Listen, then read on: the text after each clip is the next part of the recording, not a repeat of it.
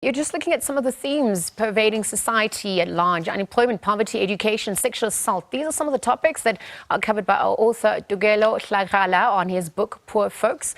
The book is a collection of 4 fictional stories that unpacks the everyday struggles of an ordinary South African. Now, the author addresses social ills, having young characters who give a view, an idea, and what it really feels like to be a young South African who's trying to survive every day. The author's joining us now to unpack his offering. Tokelo, good morning. Thanks for joining us at this hour. Good morning. Thank you for having me.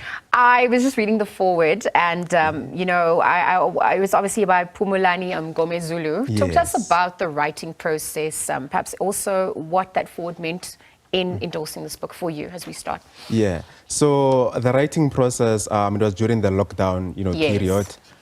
We had ample time to, think about the state of society. Yep. And so I think I was doing quite a reflection of where we are as a country in this day and age, and just looking at some of the challenges that normal people go, through on a day-to-day basis.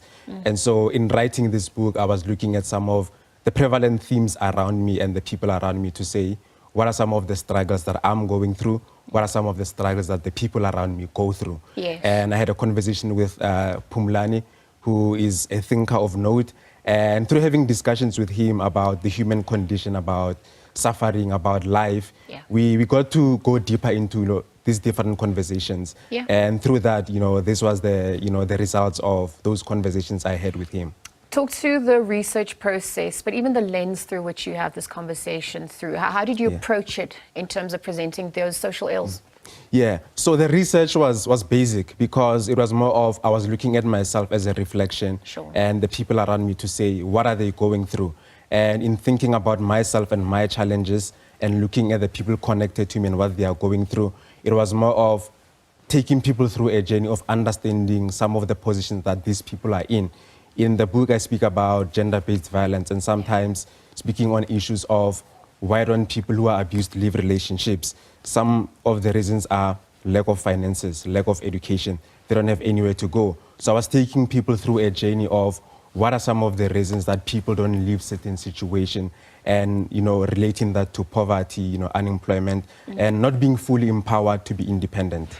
30 years into our own democracy, I mean, we heard the address from the president also on Thursday. I'm looking at whether what emerged for you then left you with more hope or more despair. And Yeah. if so, how do you navigate this realization at large? I think I'm generally a hopeful individual. Okay. So I think even in the book, there's some stories that have a redemption feel to it. Okay. That sort of empower people to say, given all that's going wrong, there can still be some things that you make out of the situation. There's a quote that I close one of the stories in the book, and it's by Friedrich Nietzsche. Yes. When he says, one must have chaos in oneself to give birth to a shining star. And it's sort of the recognition that even I, as the individual, have a role to play in my life, and there's certain things that I can do in the situation that I am to uplift myself.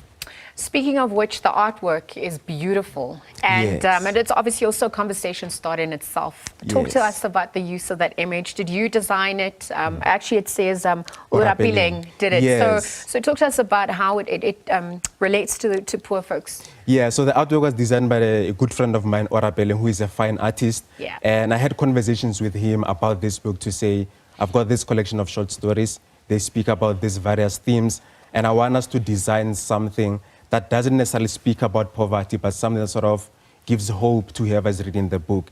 And so when you look at the cover and the different details, you see there's a flower there, you see there's tears there, you see there's soil.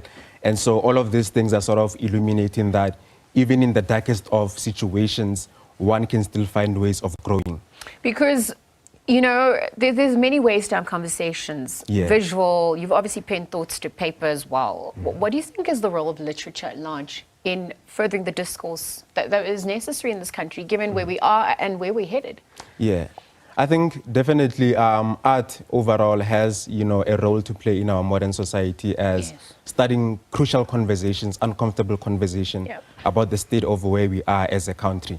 And so I think through my writing, I'm also trying to document some of the things that are happening in our society to say, let's have conversations, from the place of literature and from the place of the arts, and discuss, how do we improve certain things, using art as a way to, start these conversations. How do you then take it forward, right? So the responsibility or the onus lies on those who can identify the problem, because then you obviously need to be solution orientated. Yeah. What do you propose in hindsight, perhaps also as you reflect further? Yeah, so in my area of work, I'm largely involved in the education space. Yeah. And even the book has been prescribed in some universities abroad. And so part of what we are also doing within the academic space is sort of trying to see what role, we can play as academics, as scholars in the, the society that we're living in. So how do we make education inclusive? How do we bridge the gap in terms of finances for accessing university and all of those things? So through my work, I'm more embedded within the space of education to say, given these themes that we are having within this book, how do we go about addressing some of these issues? And so I also do part-time lecturing in some of these universities and having conversation with the various people in different parts of the world about, the state of where we are and how, some of the things that we need to do as a society. And so speaking of which agency comes to the fore, and again, I go back to the lens through which we tell our stories through. What do you think needs to happen on the education front? Perhaps given what, hashtag fees must fall, try to achieve, decoloniality. You've obviously got what is more relevant in terms of a fourth industrial revolution, the curriculum at large, skills development, just to make South Africa more competitive, but also restore her agency. What have you noted on that front? Yeah, I think we need to, relook at how education has been structured to say, does the current education we have empower people truly so? And if it does, then why are we having some of the issues, the high rates of unemployment with graduates? So perhaps we need to question some of the systems that are there to say, are they leading us to that heaven that we want to get to? So just thinking about how our education is structured and to say, what are some of the things that need to be improved, as much as it won't be perfect, but what are some of the things we can start working on so that we can move to the desired destination? I mean, once you interact with a book, you're forever changed, right? You're leaning in to listen, to be forever changed. And I wonder what you want people to walk away with after engaging with your material, perhaps also take it forward. Yeah, I think as much as the book is very dark, it's very sad, but I think one of the things that I want people to take from the book is hope, to say you're not alone in your struggle. And so I think through my book, I also want people to feel seen, through their struggles and tragedy, to say, actually, there's someone who understands where I am, and perhaps there can be something that I do through reading some of the stories that have an element of redemption. Speaking of redemption, who are some of those people that epitomize that for you, have influenced you, have shifted perspective for you at large? I think I can't pinpoint anyone specific at the moment, but I think there's quite a lot. Sure. So none of them is coming at the top of my mind at the moment. Yeah. All right. And so obviously the reading is important, and we have to look at the reading culture in South Africa. We can look at the book sales statistics. We can look at, how people engage with material at large. We don't seem to be fostering such a healthy reading culture, which is obviously also going to be impacting the future at large. Yeah. How do we promote that? How do we encourage that? How do we empower more on that front?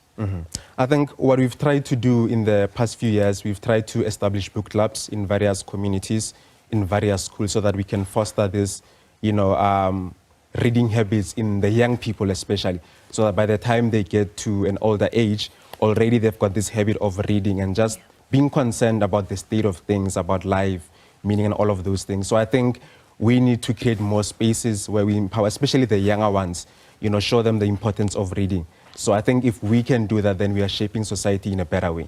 What's next for you then? On the back of everything, work, obviously, are there more works to come?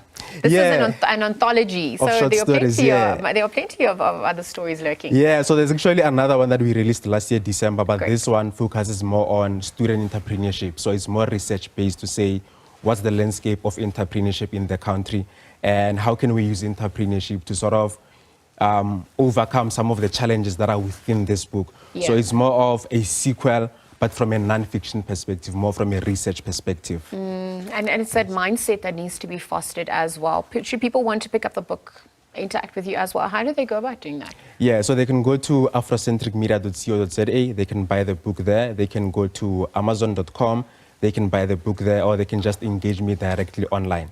All right, Tokelo, thank you for your time. Thank you for penning thoughts to paper and for sharing the story. I know that the conversation continues. Aluta continua. Yeah.